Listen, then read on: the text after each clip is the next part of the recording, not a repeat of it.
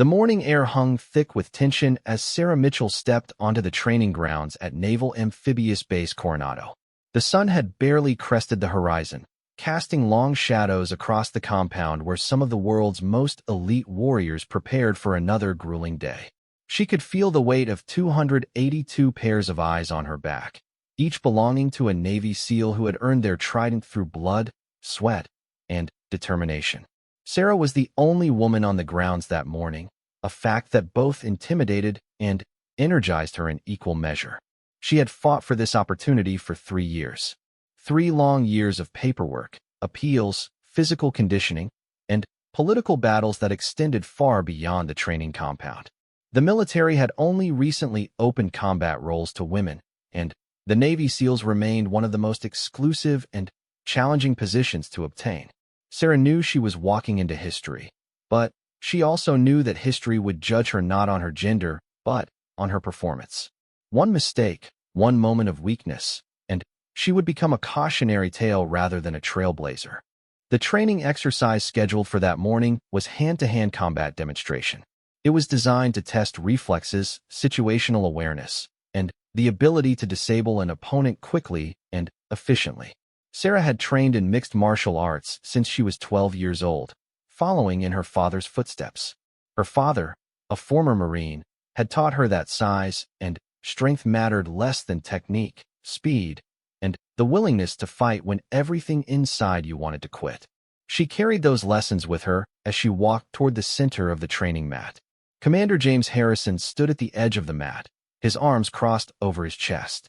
He was a legend among the SEALs, a man who had served in multiple theaters of war and trained thousands of operators. His face was weathered and hard, showing no emotion as Sarah approached.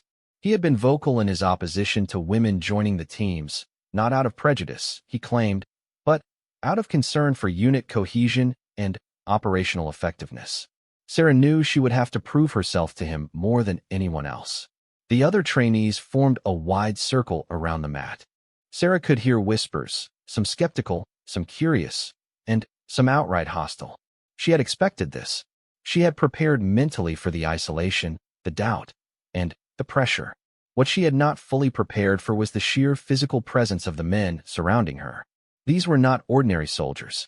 These were specimens of human performance, each one capable of carrying twice their body weight for miles, swimming in freezing water for hours, and fighting with a ferocity that came from years of specialized training. 2 men stepped forward onto the mat. The first was Marcus Chun, a second-generation Chinese-American from San Francisco who had a reputation for being one of the fastest strikers in the compound. He was lean and muscular, with movements that reminded Sarah of a coiled spring. The second was Derek Thompson, a massive presence from Texas who looked like he could bench press a small car. Where Marcus was speed, Derek was pure power.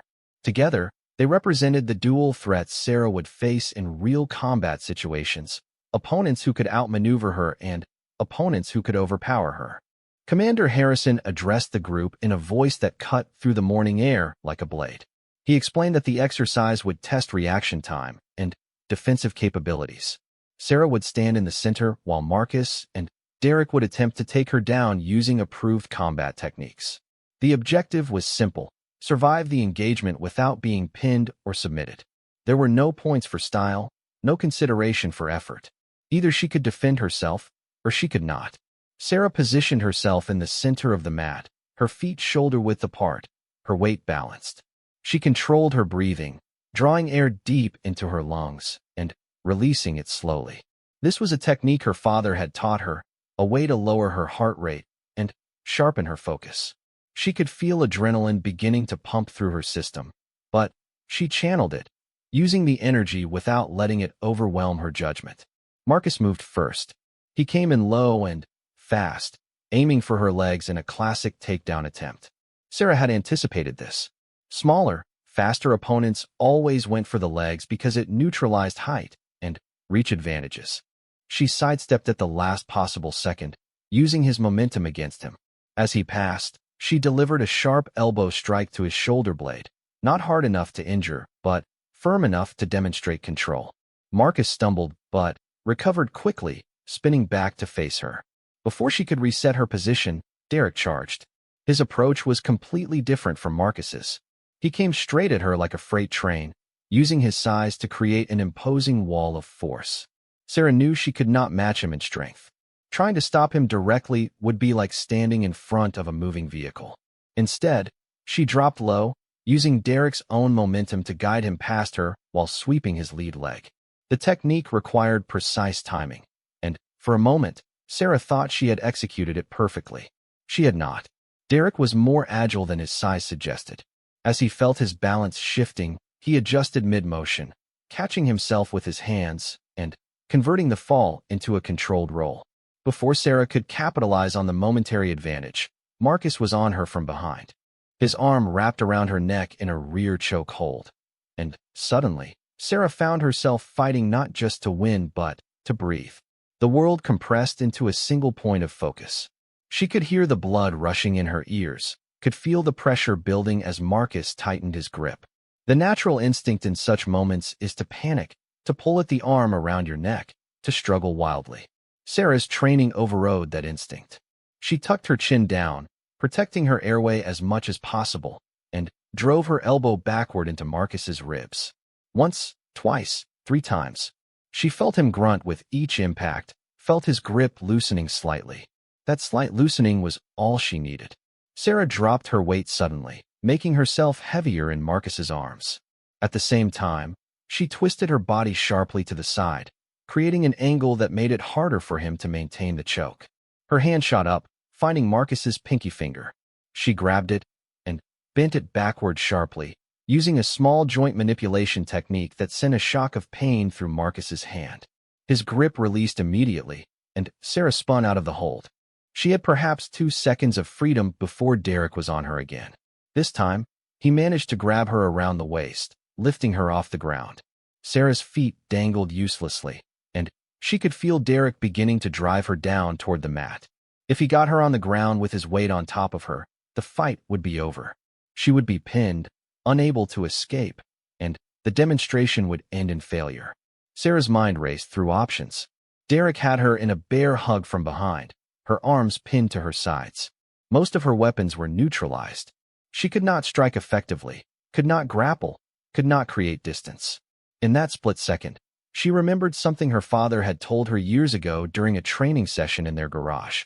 When you cannot fight with your arms or legs, you still have your head, and your head is one of the hardest parts of your body. Sarah snapped her head backward as hard as she could. She felt the impact as the back of her skull connected with Derek's face. There was a sickening crunch, and immediately Derek's grip loosened. Sarah did not hesitate. She dropped her hips, slipping out of his arms, and spun to face him. Blood was streaming from Derek's nose, and his eyes were watering, but he was still standing, still dangerous.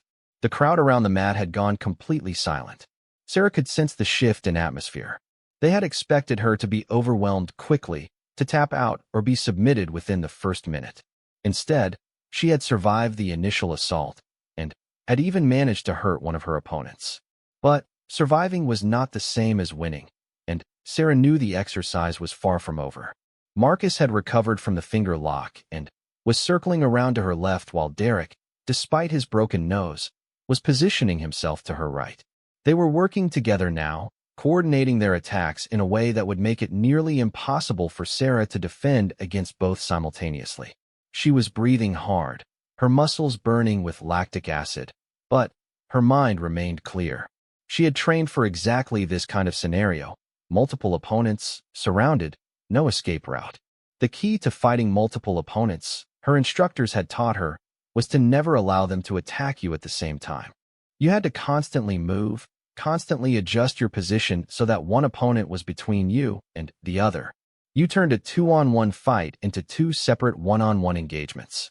Sarah began to move laterally, keeping Derek between herself and Marcus as much as possible. Derek lunged again, and this time Sarah was ready. Instead of evading, she stepped into the attack, getting inside Derek's reach where his size and power were less effective.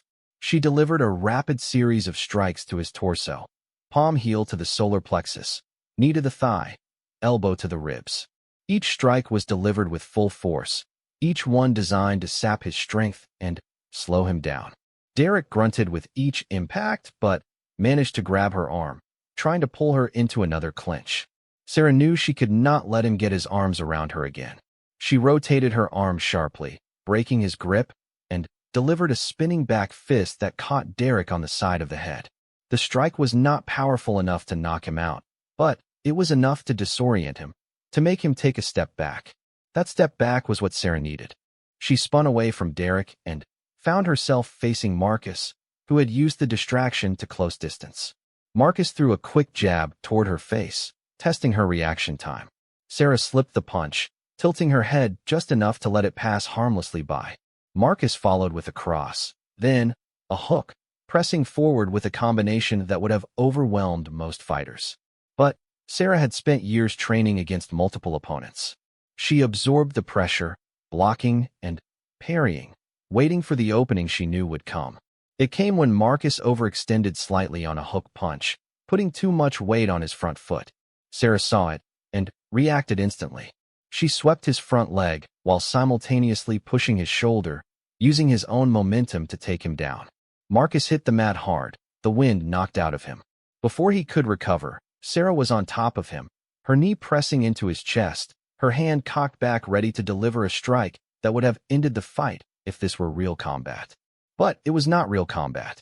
It was a demonstration, and Sarah knew she could not afford to seriously injure another service member. She pulled her strike, instead applying pressure to Marcus's chest that made it clear he was in a losing position. Marcus tapped the mat twice, the universal signal of submission. One opponent down. Sarah rose to her feet, her chest heaving with exertion. Sweat poured down her face, stinging her eyes. Every muscle in her body screamed for rest. But there was no rest to be had. Derek was still standing, still dangerous despite his broken nose and the punishment he had absorbed. He looked at Sarah with new respect in his eyes, the kind of respect that only comes from fighting someone and realizing they are genuinely skilled. Commander Harrison watched from the edge of the mat, his expression unreadable. The other SEALs had stopped whispering. Some were nodding in approval. Others still looked skeptical. But all of them were paying attention now. All of them had seen Sarah survive what many had expected would be a quick defeat. Derek approached more cautiously this time. He had learned that Sarah was not an easy target, that she had both the skill and the will to fight back effectively. He feinted left, then right, trying to find an opening. Sarah remained centered, her guard up, her feet moving in small, controlled steps. She knew Derek was tired too, knew that the broken nose and the strike she had landed had taken their toll. The question was who would make the next mistake. Derek decided to change tactics. The medical corpsman rushed onto the mat to attend to Derek's broken nose while another checked on Marcus, who was still catching his breath. Sarah stood off to the side, her hands on her knees, breathing deeply. The adrenaline was beginning to fade, and in its place came a wave of exhaustion that threatened to buckle her legs. She had won the engagement, but the cost had been significant. Every part of her body ached, and she knew she would be covered in bruises by morning. Commander Harrison dismissed the formation, but many of the SEALs lingered, approaching Sarah to introduce themselves or offer words of acknowledgement. She was surprised by this reception. She had expected grudging acceptance at best, but what she was receiving felt more genuine than that. These were men who understood combat, who could recognize skill when they saw it, regardless of who possessed it. One SEAL in particular caught Sarah's attention. His name was Lieutenant David Ramirez, a veteran of multiple deployments who had a reputation as both an exceptional operator and a fair-minded leader. He approached Sarah with an easy smile that somehow made his scarred face less intimidating. He told her that what she had accomplished that morning was impressive, but he also warned her that this was just the beginning. The real test, he said, would not be a single demonstration but the grinding reality of months of training where every day brought new challenges and new opportunities to fail. Sarah listened carefully to his words. She understood that the fight on the mat had earned her respect, but respect was temporary. It had to be maintained, renewed through consistent performance and unwavering dedication. She thanked Lieutenant Ramirez for his honesty and asked him what she should focus on in the coming weeks. He considered the question for a moment, then told her to work on her swimming and her ability to carry heavy loads over long distances. Those were the areas, he said, where physical differences between men and women were most pronounced, and where she would face her greatest challenges. Over the following days, Sarah threw herself into training with an intensity that impressed even the most seasoned instructors. She was in the pool before dawn, swimming lap after lap until her arms felt like lead weights. She ran with weighted packs that dug into her shoulders and made every step an exercise in pain management. She studied tactics, memorized procedures, and drilled with weapons until the movements became automatic. The other candidates in her training class were universally male, and their reactions to her presence varied widely. Some treated her like any other candidate, judging her solely on her performance. Others were openly supportive, encouraging her during difficult exercises and offering advice. A smaller group remained skeptical or even hostile, though they were careful not to express their feelings too openly. The instructors had made it clear that discrimination would not be tolerated, but Sarah knew that attitudes could not be legislated away. She would have to change minds through action, not words. The water confidence exercises were particularly brutal. Candidates were bound hand and foot and thrown into the pool, where they had to demonstrate their ability to stay calm and surface despite the restraints. Sarah had always been a strong swimmer, but these exercises tested more than physical ability. They tested psychological fortitude, the capacity to control panic when every instinct screamed for escape. On her first attempt, Sarah sank like a stone. The weight of the water pressed down on her, and, for a terrible moment, her training deserted her. She thrashed against the bindings, wasting precious oxygen. Her lungs began to burn, and dark spots appeared at the edges of her vision. Just as the safety diver was about to intervene, Sarah forced herself to go still. She stopped fighting and started thinking. She remembered the technique. Arch your back, use your body as a paddle, kick with both legs together. Slowly, painfully, she began to ascend. When her head broke the surface, she gasped for air, but she had done it. She had passed the exercise on her first day, something that not all candidates could claim. The obstacle course was another matter entirely. It was designed to test every aspect of physical fitness, upper body strength, endurance, balance, and mental toughness. Sarah could complete the course, but her times were slower than most of the men in her class. This was a source of frustration for her. She knew that in combat situations, speed could mean the difference between life and death. Being capable was not enough. She needed to be exceptional. She began spending her limited free time practicing specific obstacles. The rope climb was her nemesis. At 30 feet high with no foot support, it required tremendous grip strength and upper body power. Sarah's hands would blister and bleed, but she kept climbing. She studied the technique of the fastest climbers, noticing how they used their legs to grip the rope and take pressure off their arms. She modified her approach, and gradually, her times began to improve. Lieutenant Ramirez had not forgotten about Sarah. He would occasionally appear during training sessions, watching her performance with an evaluator's eye. One afternoon, after Sarah had completed a particularly difficult ruck march, he pulled her aside. He told her that he had been discussing her progress with Commander Harrison and other senior leaders. The consensus was that Sarah was performing adequately, but adequate was not the standard for Navy SEALs. She needed to be outstanding in at least some areas if she wanted to complete the program. Sarah asked him what he recommended. Lieutenant Ramirez suggested that she focus on becoming an expert in something that played to her strengths rather than trying to match the men pound for pound in areas where biology gave them an advantage. He suggested marksmanship, tactical communications, or medical training. These were all critical skills where size and strength mattered less than precision, knowledge, and composure under pressure. Sarah chose marksmanship.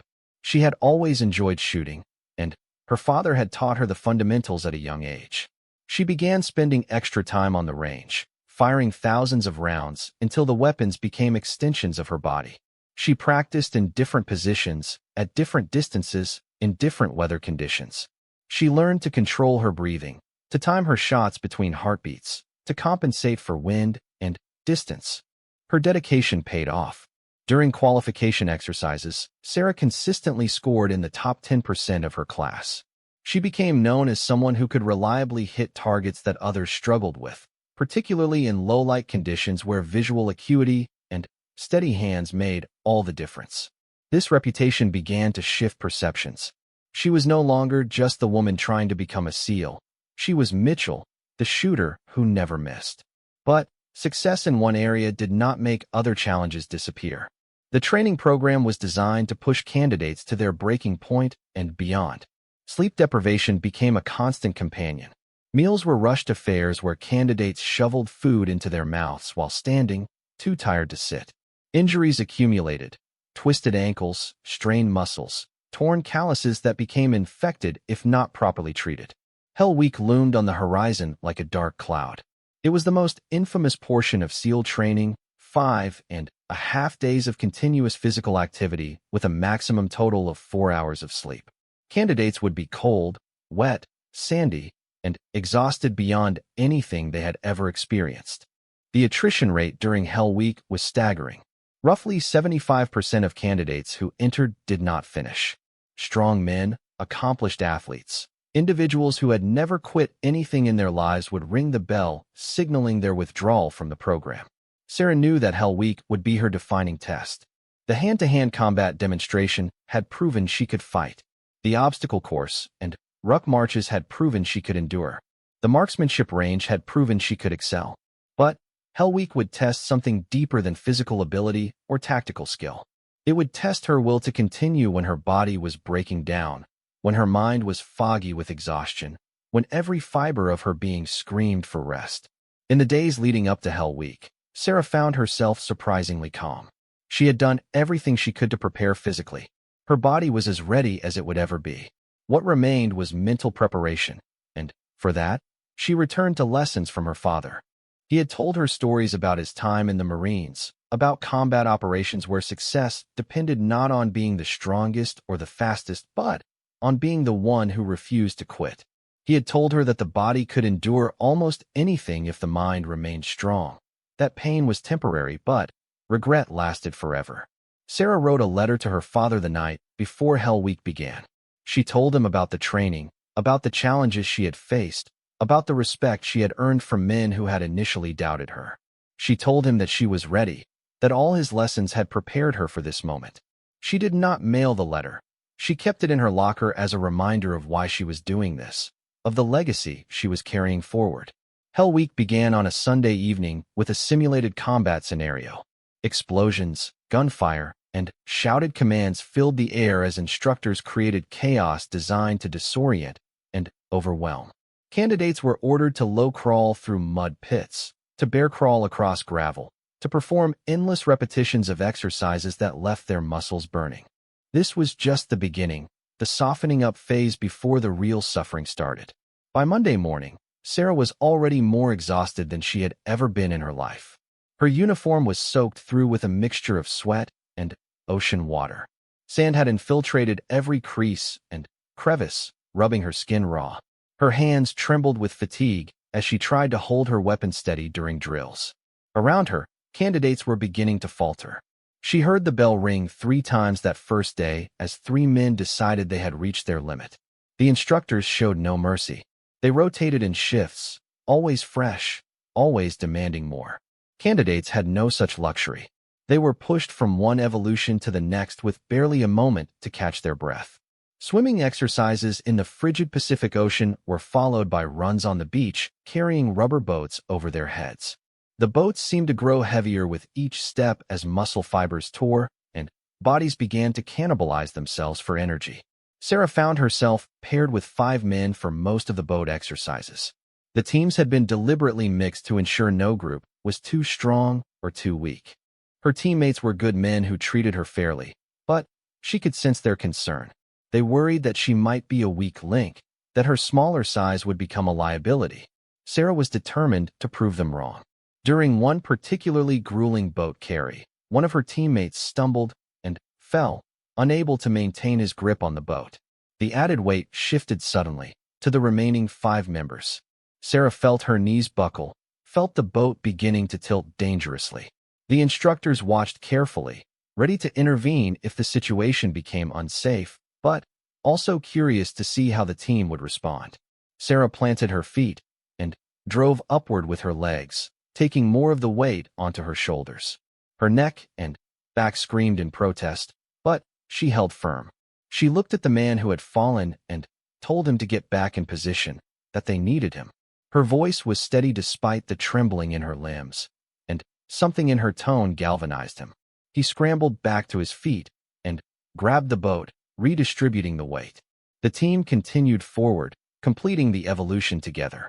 That night, as they sat in a brief respite before the next exercise, one of her teammates spoke quietly to Sarah.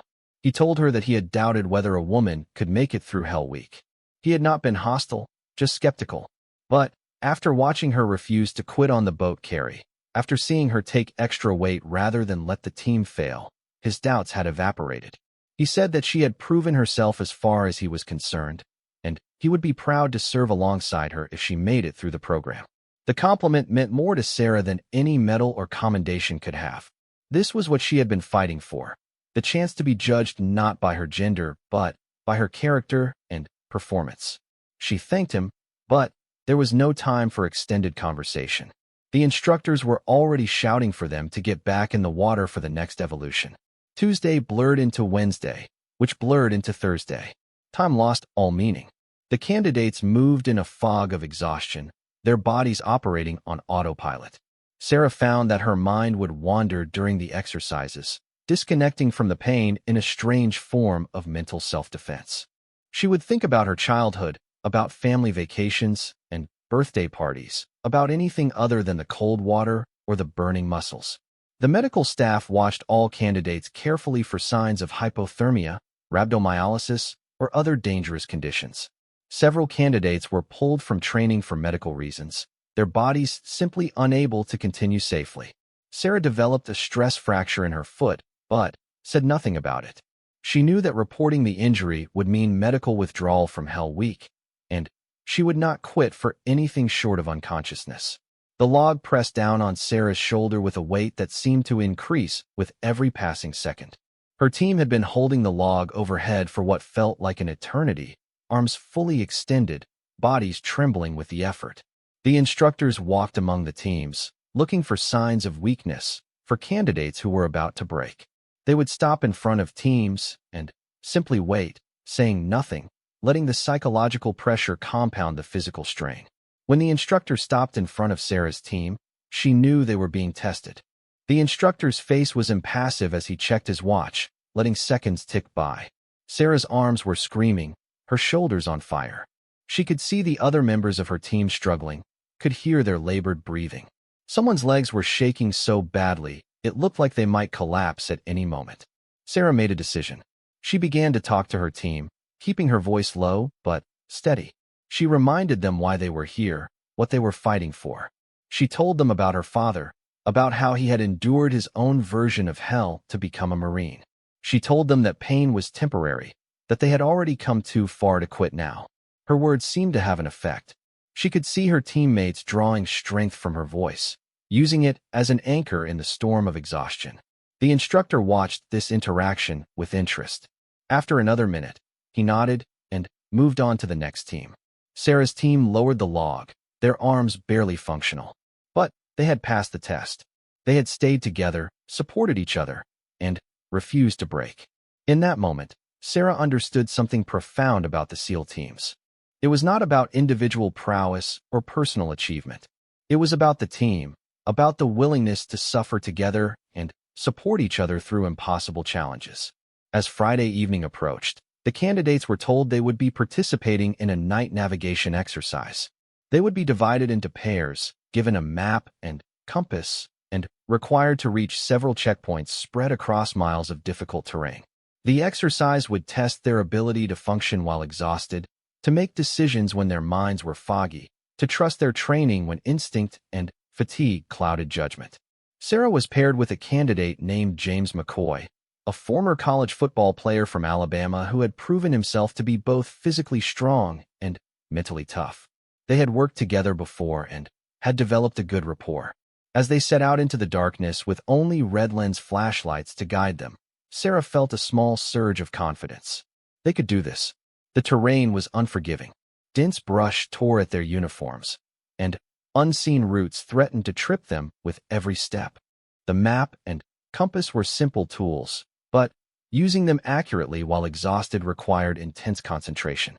Sarah and James took turns navigating, one checking the map while the other maintained security, scanning for instructors who might be lurking in the darkness to test their awareness. At the second checkpoint, they encountered a problem. According to their calculations, they should have reached the checkpoint 10 minutes ago, but there was no marker, no instructor, no sign that they were in the right location. They double-checked their compass readings and reviewed their pace count. Either they had made a navigation error or something else was wrong. James wanted to backtrack, to return to the previous checkpoint and start over. Sarah disagreed. She believed their navigation had been accurate and that the checkpoint must be nearby. They were both exhausted, both operating on the edge of their capabilities, and the disagreement threatened to escalate into an argument. Sarah forced herself to take a breath and think clearly. She suggested they conduct a quick circular search of the area before backtracking. James agreed, and they began to move in an expanding spiral pattern from their current position.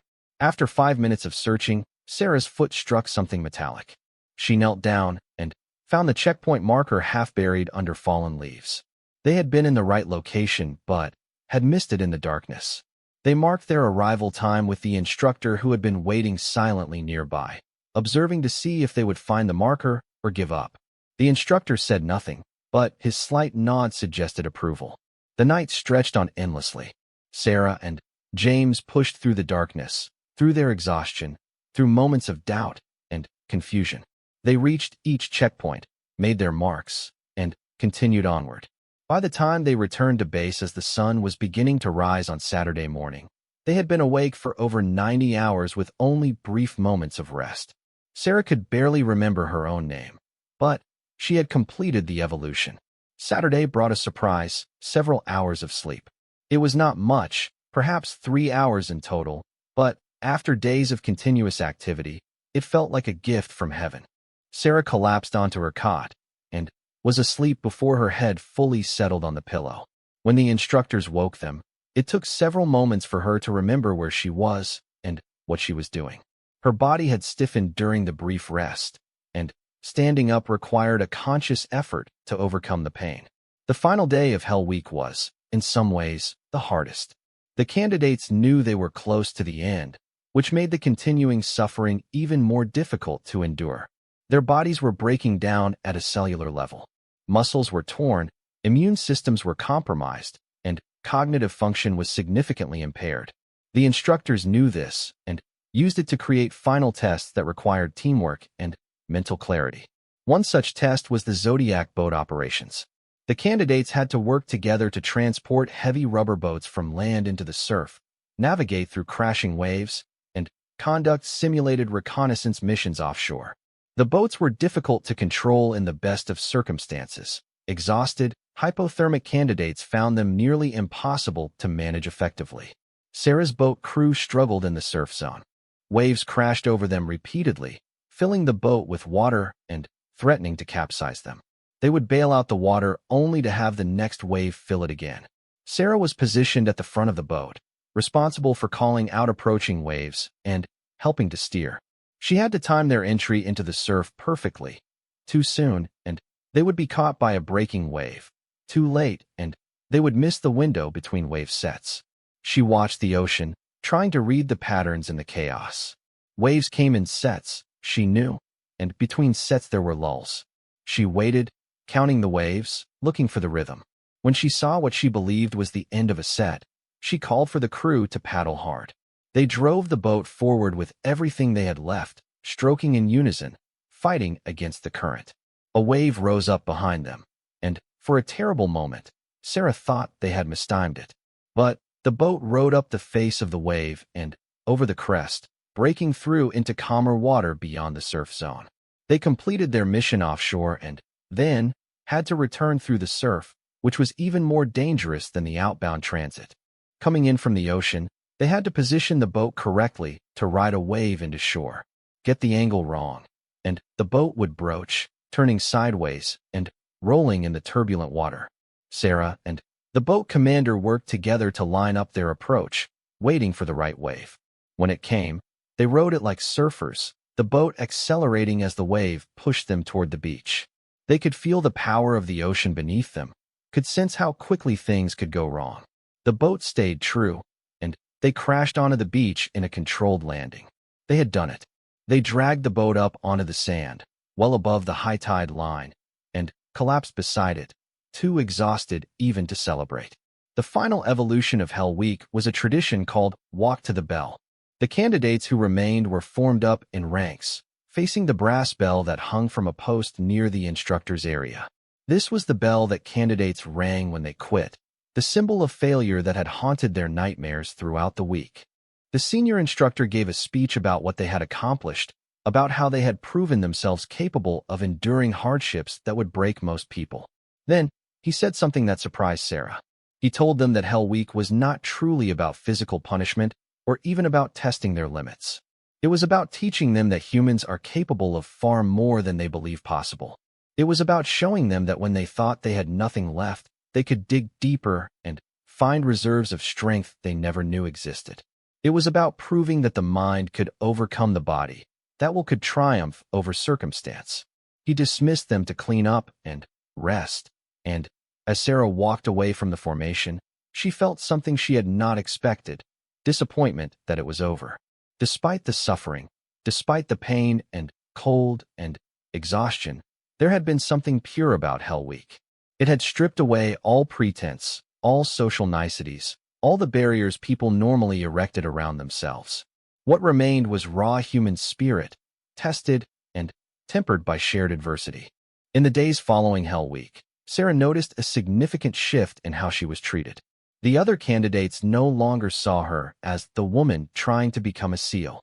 She was now simply Mitchell, their teammate, someone who had proven herself in the crucible and emerged alongside them.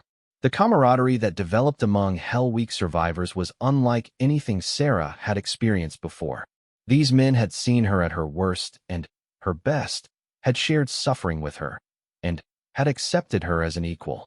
The training continued after Hell Week, but the pace became somewhat more manageable. Candidates were allowed more sleep, and the focus shifted from pure physical punishment to developing tactical skills. Sarah excelled in this phase. She had always been a quick learner, and she absorbed information about weapons, tactics, and procedures like a sponge. Her background in martial arts gave her an advantage in close-quarters combat training, and her shooting skills continued to set her apart from many of her peers. During a live-fire exercise where candidates practiced room-clearing techniques, Sarah demonstrated why she had earned her reputation as an exceptional marksman. The exercise required teams to enter a building and engage multiple targets while avoiding hitting hostage targets. Speed and accuracy were both critical. Hesitation could mean mission failure, but a stray shot could have catastrophic consequences. Sarah moved through the building with smooth precision.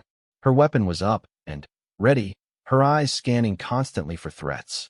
When she identified a target, she engaged immediately with controlled pairs of shots. 2 rounds to center mass, reassess, move. She flowed from room to room, communicating with her teammates, covering angles, maintaining situational awareness. When the exercise ended and the scores were tallied, Sarah had successfully engaged all threat targets while avoiding all hostages. Her time was among the fastest in the class, and her accuracy was perfect. Lieutenant Ramirez, who had been observing the exercise, approached Sarah afterward. He told her that he had watched hundreds of candidates go through this training, and her performance ranked among the best he had seen. He said that shooting was a perishable skill that required constant practice, but that she clearly had both natural talent and disciplined training habits. He encouraged her to maintain those standards throughout her career. As the weeks progressed, the class continued to shrink. Some candidates struggled with the academic portions of training, unable to master the complex material related to navigation, communications, and mission planning. Others were injured in training accidents or developed medical conditions that made it impossible for them to continue. By the time the class reached advanced training phases, fewer than 20 candidates remained from the original 75 who had started. The final training phase focused on preparing the candidates for actual deployment. They learned advanced tactics for special reconnaissance, direct action missions, and unconventional warfare. They practiced parachute operations, learned to handle explosives, and studied enemy tactics and capabilities. Sarah absorbed all of it with the same intensity she had brought to every other aspect of training. During the diving phase, candidates learned to use specialized equipment that allowed them to swim long distances underwater without creating bubbles that might reveal their position. The rebreather systems were complex and potentially dangerous if not used correctly. Sarah had to overcome an initial discomfort with the equipment, a slight claustrophobia that threatened to trigger panic during her first few dives. She worked through it methodically, focusing on her breathing, trusting her training, and gradually building confidence with the equipment. On one training dive, Sarah's rebreather malfunctioned at a depth of 60 feet. She felt the breathing resistance increase suddenly, and she knew something was wrong with the system. Protocol required her to switch to her bailout bottle, a small tank of regular compressed air that would allow her to surface safely. But Sarah also knew that switching to the bailout would fill the water with bubbles, and in a real mission, those bubbles could compromise the entire team. She made a split-second decision to attempt to fix the rebreather underwater. She had studied the system thoroughly and believed she knew what the problem was, a stuck valve that could be cleared by a firm tap in the right location. She reached back, found the valve housing by feel, and struck it sharply with the heel of her hand. The breathing resistance immediately decreased. She had fixed the problem, and the dive continued without incident. When the instructor debriefed the dive, he asked Sarah why she had not immediately switched to her bailout bottle as trained. Sarah explained her reasoning, that in a combat situation, mission success might depend on maintaining stealth, and that she had been confident in her ability to fix the problem quickly. The instructor was quiet for a moment, then nodded. He said that her decision had been risky but ultimately correct given the circumstances. He also said that it demonstrated the kind of problem-solving under pressure that separated good operators from exceptional ones. The class received their assignment locations several weeks before graduation. Sarah learned that she would be assigned to SEAL Team 3, a unit with a storied history and a reputation for excellence. She was both excited and nervous about the assignment.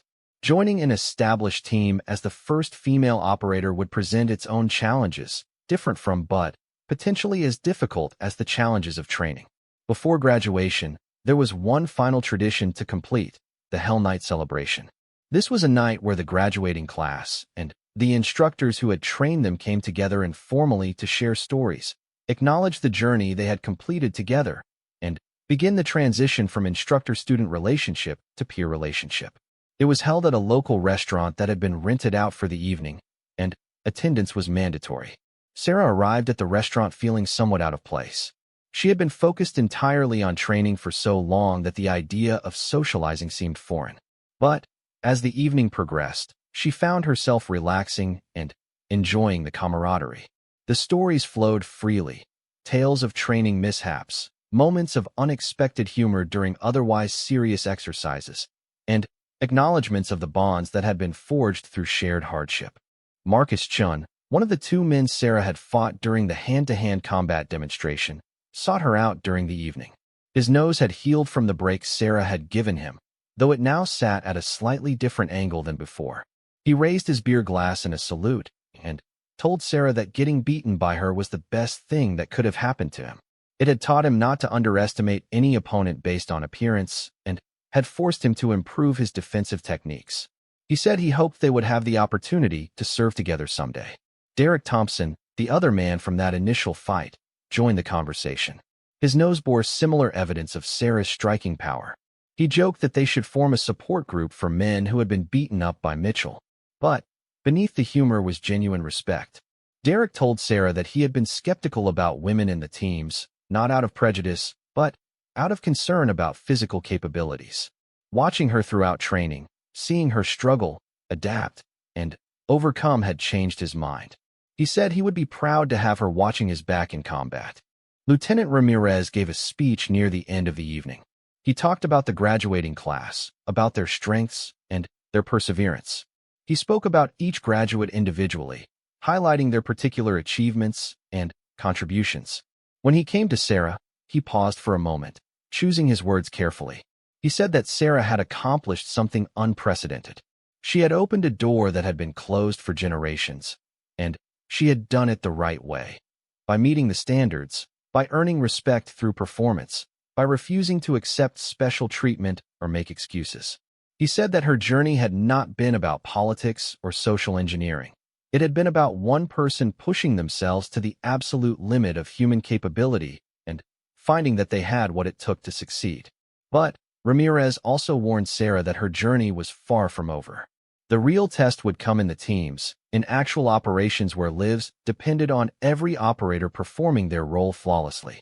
He said that she would face challenges in the fleet that she had not faced in training, that some people would never fully accept her regardless of what she accomplished.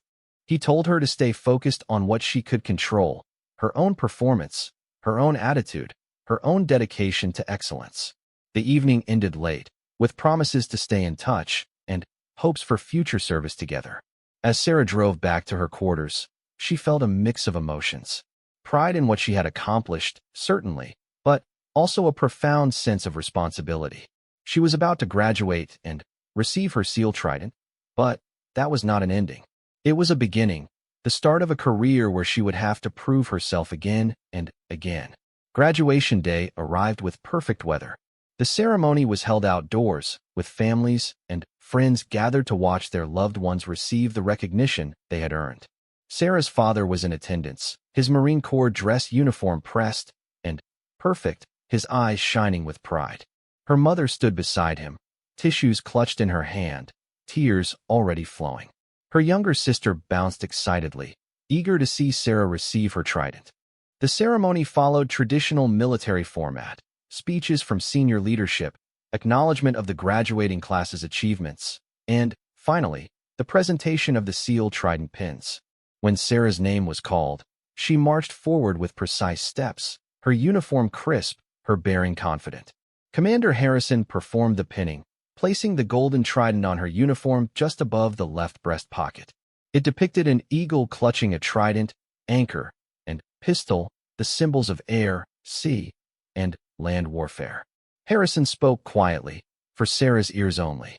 He told her that she had earned this moment, that she deserved to wear the trident as much as any man who had ever received it.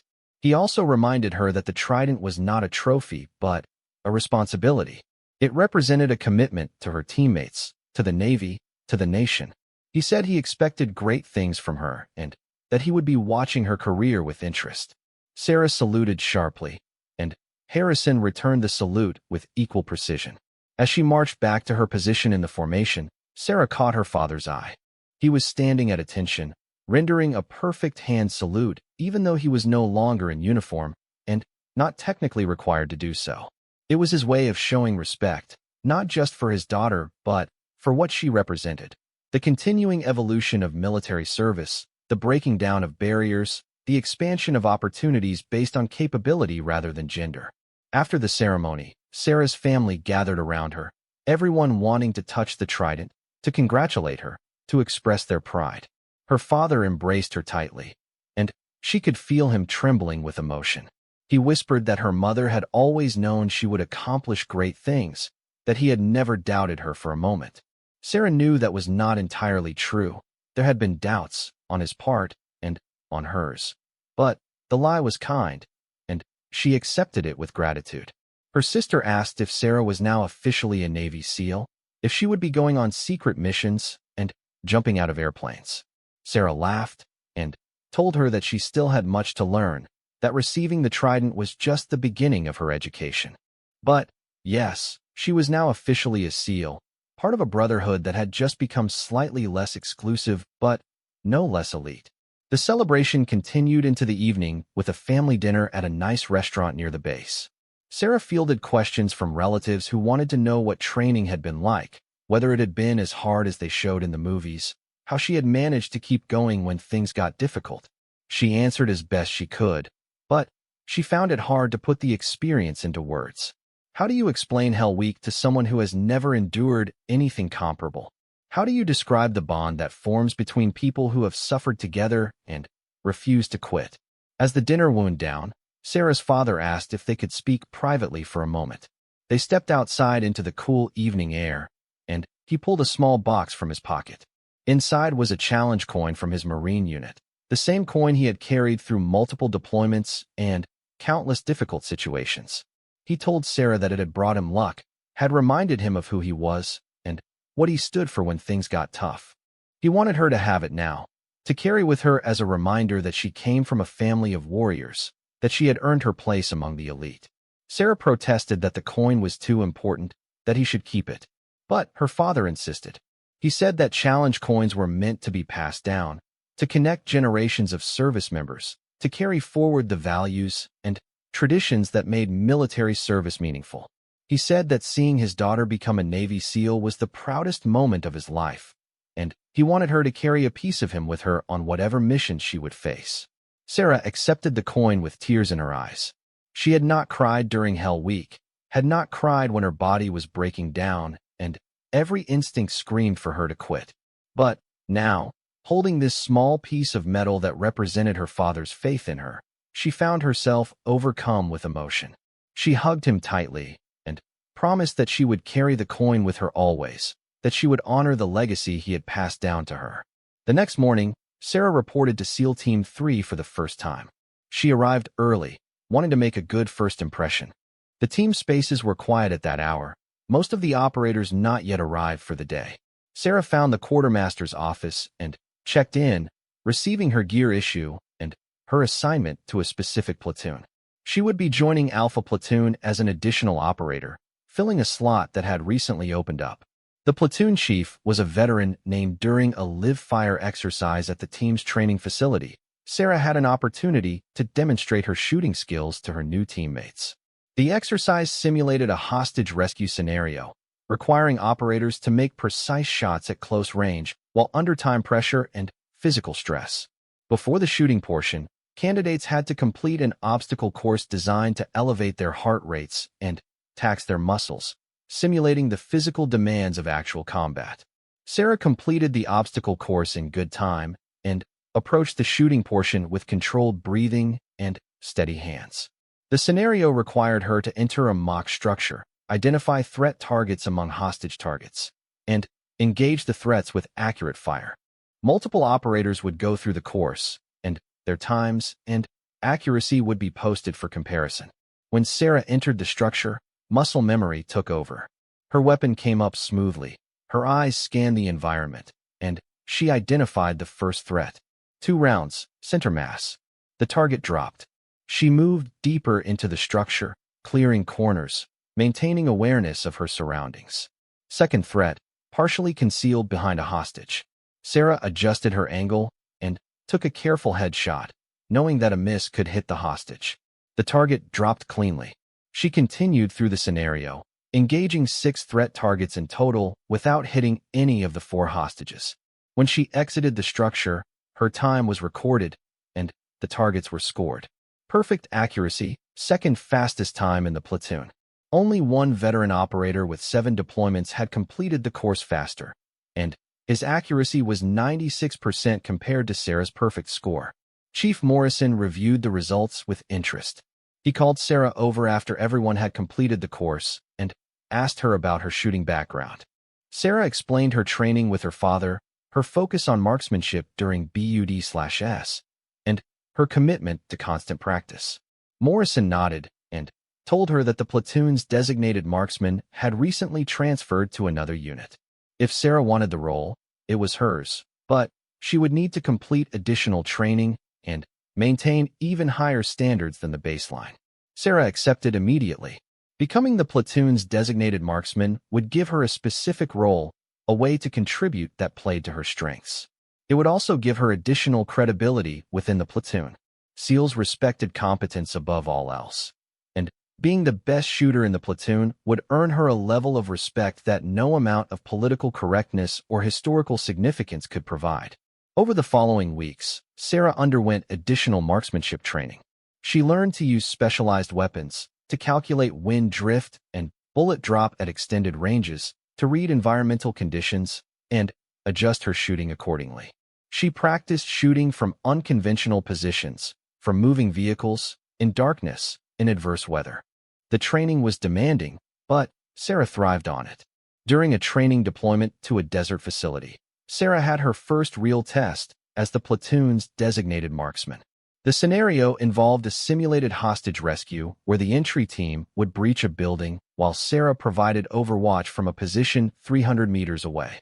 Her job was to identify and engage any threats that appeared in windows or on roofs, preventing them from firing on the entry team. Sarah set up her position on a small rise that gave her a clear line of sight to the target building. She ranged the distance, noted the wind conditions, and adjusted her scope accordingly. She controlled her breathing and settled into the familiar rhythm of long-range shooting. Breathe, hold, sight picture, press. She was ready. The entry team began their approach, moving in a coordinated formation toward the building. Sarah scanned the windows and roofs through her scope, looking for any indication of threats. She saw movement in a second-story window, an aggressor role player with a weapon. Sarah calculated the slight wind drift, adjusted her aim point, and pressed the trigger. The weapon fired with a suppressed crack, and through the scope, she saw the training round hit the role player's center mass. He dropped, eliminated from the scenario. Seconds later, another threat appeared on the roof. Sarah engaged, another clean hit. The entry team reached the building and began their breach, and Sarah continued to provide overwatch, engaging 2 more threats before the scenario concluded. When the platoon debriefed afterward, Chief Morrison highlighted Sarah's performance. For threats engaged, for clean kills, 0 misses. The entry team had been able to focus entirely on their breach because they knew Mitchell had their backs from Overwatch. That exercise marked a turning point in how the platoon viewed Sarah.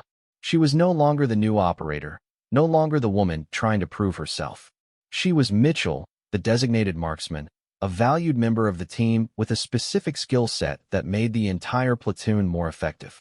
The walls of skepticism and doubt began to crumble, replaced by the professional respect that comes from proven competence.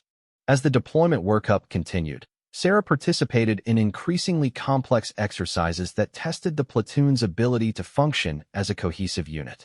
There were maritime operations where they practiced ship boarding procedures, combat diving insertions where they swam miles to reach target beaches, and direct action raids where they practiced assaulting objectives with precision and violence. Through all of it, Sarah performed consistently, never the best at everything but never a weak link, and exceptional in her specialty. The platoon developed its own internal culture and dynamics over the months of training together. They learned each other's strengths and weaknesses, developed nonverbal communication systems that allowed them to coordinate in darkness or noise, and built the trust that comes from placing your life in someone else's hands repeatedly. Sarah became part of that culture, part of that trust network. There were still challenges. During one exercise, an operator named Jackson made a comment about wondering if Sarah would be able to carry him if he was wounded. It was phrased as a joke, but Sarah heard the underlying concern. Physical size and strength did matter in some situations, and Sarah's smaller frame was a legitimate consideration. Rather than getting defensive, Sarah addressed the concern directly. She told Jackson that she had trained specifically on casualty evacuation procedures, that she knew techniques for moving larger individuals, and that she was confident she could get him to safety if needed. Jackson seemed satisfied with the answer, but Sarah decided to demonstrate rather than just explain. During the next physical training session, she asked Jackson if he would participate in a drill with her.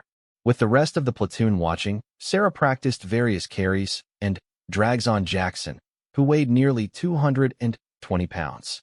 She used proper leverage and body mechanics to move him effectively despite the weight difference. It was hard work, and she was breathing heavily by the end, but she had proven her point. Chief Morrison approached Sarah after the demonstration. He told her that addressing concerns proactively, rather than waiting for them to become problems, was a sign of mature leadership. He said that every operator in the platoon needed to have absolute confidence in every other operator, and that building that confidence required vulnerability and honesty. Sarah's willingness to demonstrate her capabilities to expose herself to potential failure in front of the platoon had actually strengthened the team's cohesion. As deployment approached, the platoon's training intensity increased. They conducted full mission profile rehearsals, working through every aspect of operations they might face in theater. They practiced contingency plans, rehearsed emergency procedures, and drilled until every movement was automatic.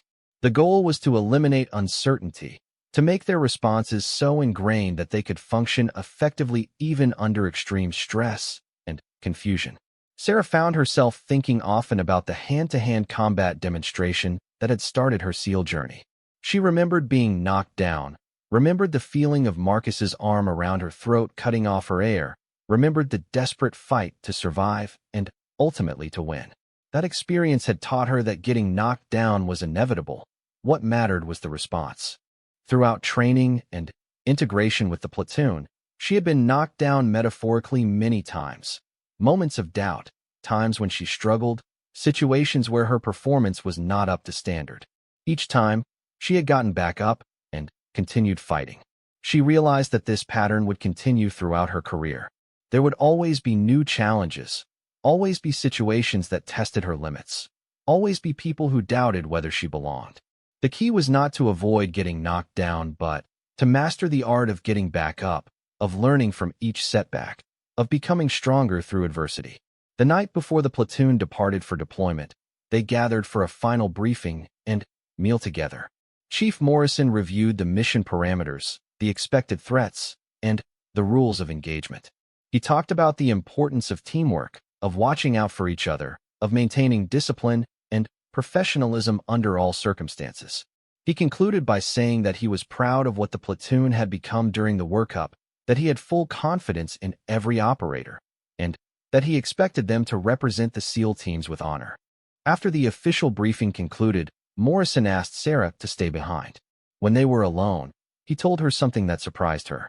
He said that he had initially been opposed to her assignment to the platoon, not because he doubted her abilities, her record spoke for itself, but because he worried about the additional scrutiny and pressure her presence would bring. He had been concerned that every action the platoon took would be examined through the lens of gender integration, that they would become a social experiment rather than an operational unit. But Morrison said that those concerns had proven unfounded. Sarah had integrated so thoroughly into the platoon, had proven herself so completely, that her gender had become essentially irrelevant. The platoon judged her as they judged every operator, on her ability to contribute to mission success. Morrison said that he considered Sarah a valued member of his team, that he would trust her with his life, and that he believed she would serve with distinction during the deployment. Sarah thanked Morrison for his honesty and for his leadership. She told him that she understood his initial concerns and respected his willingness to change his opinion based on evidence rather than sticking to preconceived notions. She promised him that she would continue to earn the trust he had placed in her, that she would never take her position for granted, and that she would honor the opportunity she had been given by performing at the highest level. That night, Sarah lay in her bunk thinking about the journey that had brought her to this point. She thought about the morning of the combat demonstration, about Hell Week, about the countless hours of training and preparation. She thought about her father's challenge coin, which she now carried in a small pocket sewn into her uniform. She thought about the weight of expectation, the responsibility of being first, the pressure of knowing that her performance would influence opportunities for women who came after her. But, mostly, she thought about her teammates, about the men who had accepted her based on her performance, who had trained alongside her and prepared to deploy into combat with her. She thought about Chief Morrison's trust, about Lieutenant Ramirez's mentorship, about the respect she had earned from the 282 Navy SEALs who had watched her fight that morning. She had been knocked down, had struggled to her feet, and had ultimately prevailed. The journey had transformed her from a candidate trying to prove herself into an operator ready for whatever challenges lay ahead. As she drifted off to sleep, Sarah felt a sense of peace. She had accomplished what many believed impossible. She had opened a door for others to follow. She had honored her father's legacy and created her own. Tomorrow, she would board a plane and deploy to a combat zone as a fully qualified Navy SEAL. The challenges would continue, the tests would keep coming, but she was ready. She had always been ready. The morning brought sunshine and purpose. Sarah gathered her gear, checked and rechecked her equipment, and prepared for movement. The platoon assembled in full kit, weapons loaded, ready for whatever awaited them.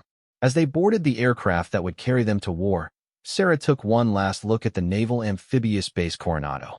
This place had tested her, had pushed her beyond what she thought were her limits, had forged her into someone stronger than she had been before. The aircraft engines roared to life, and Sarah settled into her seat among her teammates. They were heading into uncertainty, into danger, into situations that would test everything they had learned. But they were going together, as a team, as brothers and sisters in arms. Sarah reached into her pocket and touched her father's challenge coin, drawing strength from its presence. She remembered his words from long ago, spoken in that garage where he had first taught her to fight. Pain is temporary, regret lasts forever. She had lived by those words, had endured the pain of training, had pushed through moments when quitting would have been easier. She had no regrets. She had earned her place through sacrifice and determination, through skill and courage, through an unwillingness to accept anything less than success. The aircraft lifted off, carrying Alpha Platoon toward their deployment. Sarah looked around at her teammates, at the faces of the men she had trained with and prepared to fight alongside. She saw determination in their eyes, focus in their bearing. They were ready. She was ready. Whatever challenges awaited them, they would face together. In that moment, Sarah understood that the fight on the training mat had been about more than proving she could disable two opponents. It had been about proving she belonged, about demonstrating that excellence knew no gender, about showing that courage and skill could overcome any obstacle. She had been knocked down during that training exercise, but she had gotten back up. And she would keep getting back up, no matter how many times life or circumstance knocked her down, for as long as she drew breath. The story of Sarah Mitchell was not about being the first woman to become a Navy SEAL. It was about being a warrior who refused to quit, who honored the traditions and standards that made the SEAL teams elite, who earned her place through merit rather than expectation. She carried with her the lessons learned from every challenge, from Hell Week, from the obstacle course, from the shooting range, from Chief Morrison and Lieutenant Ramirez and Commander Harrison. She carried her father's coin and his legacy. She carried the weight of history and the hope of the future. But, most importantly, she carried herself with dignity, with pride, with the quiet confidence of someone who had been tested and had not been found wanting. The aircraft climbed higher, leaving the California coast behind, heading toward distant shores and unknown battles. Sarah closed her eyes and breathed deeply, centered and calm. She was exactly where she was supposed to be, doing exactly what she was meant to do. The journey continued, and she was ready for whatever came next. Frank Morrison, a man with 15 years of SEAL experience and a reputation as a hard but fair leader.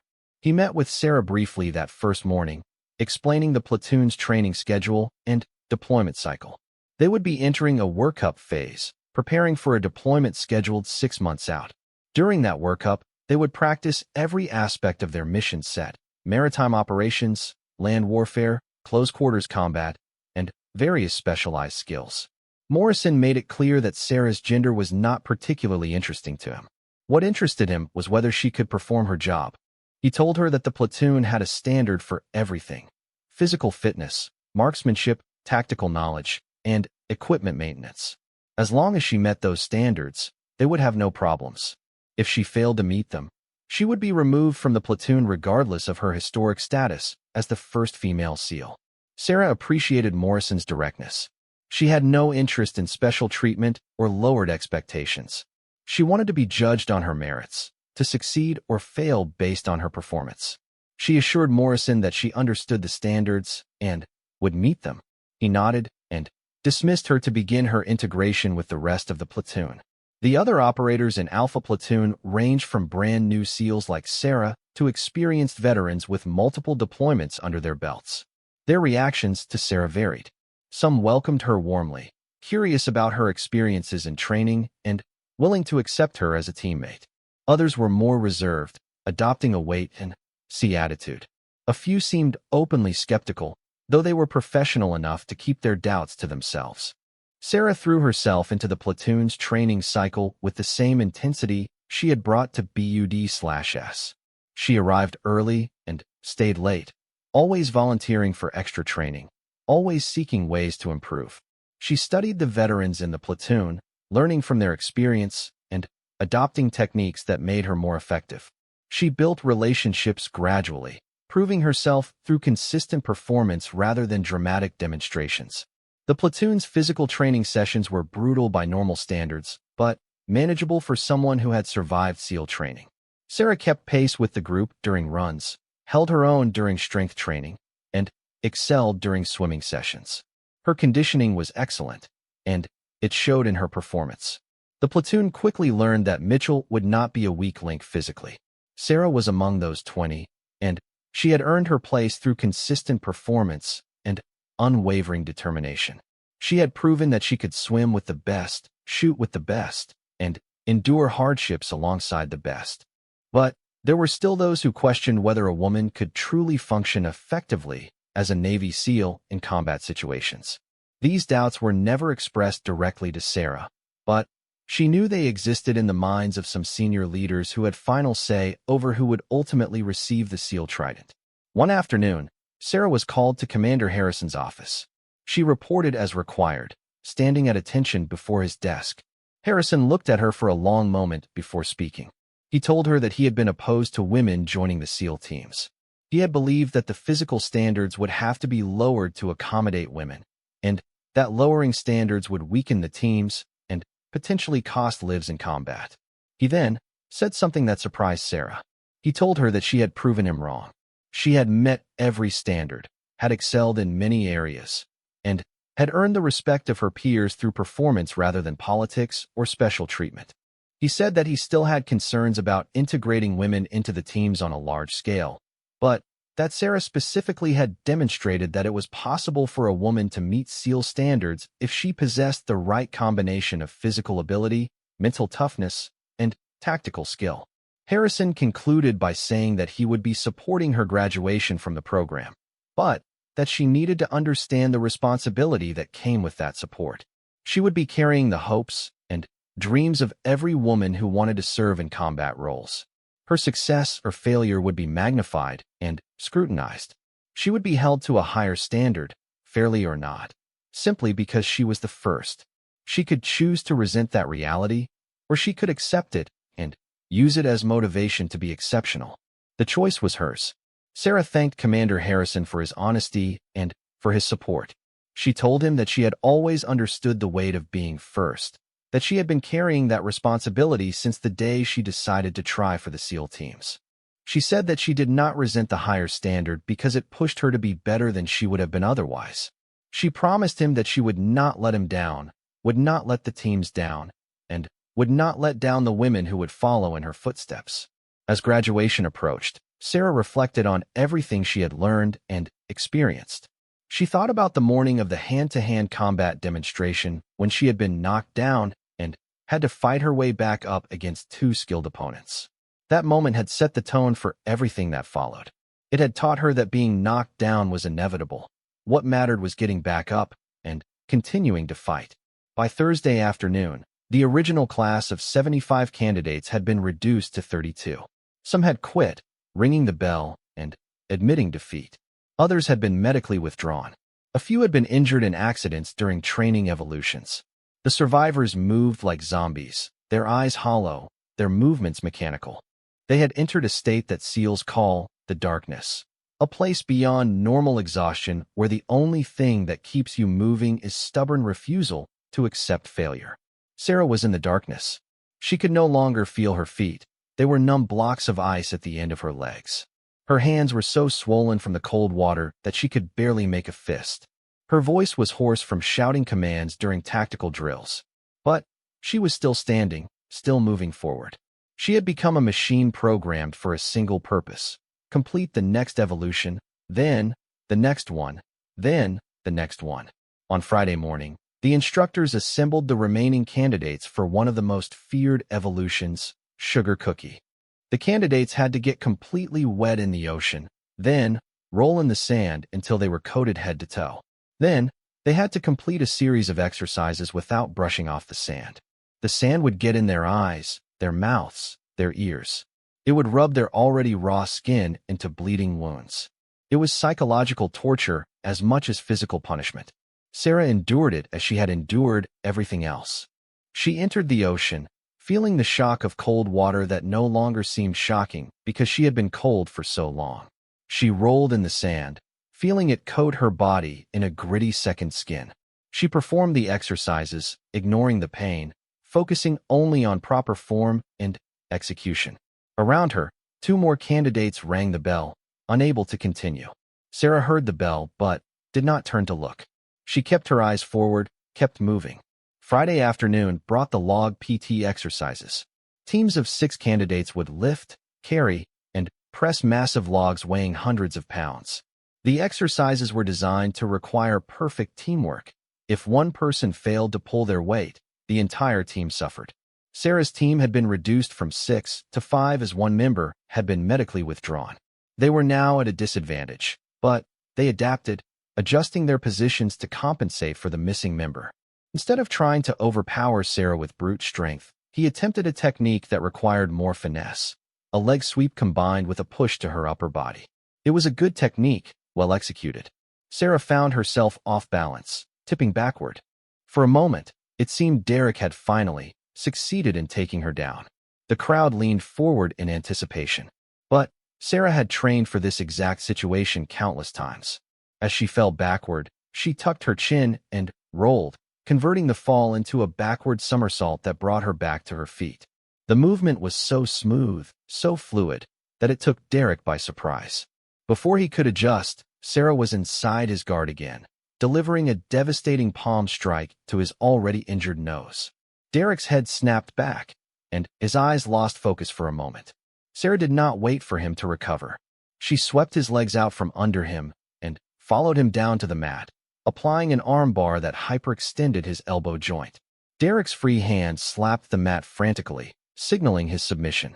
The fight was over. Sarah released the hold immediately and stood up. Her body was shaking with exhaustion and adrenaline. Blood from Derek's nose had spattered across her training uniform. Her knuckles were scraped and bruised. But she was standing, and both of her opponents were on the mat. The silence that had fallen over the training grounds was almost eerie in its intensity. Then, slowly, one of the SEALs began to clap.